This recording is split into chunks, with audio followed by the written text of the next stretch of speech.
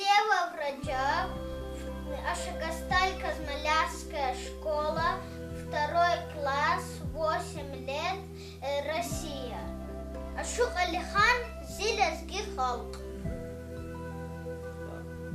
Зилезги халк, Зидидет чал хаити, Лезги челин, Лезги харин, Sahibар, Zikulan wat, Erenler şalbuzdağ, Zibubayrin, Pokjengerin, Şahidar, Damak sava, Zazihayı vatandav, Lezgi halktav, Lezgi çelin nakadav, Damak sava, Şarbelidav, Davudav, Emin ol niçi Mehmet arkadav, Zilezgiyar, ve kehle qahalar, şükür Allah,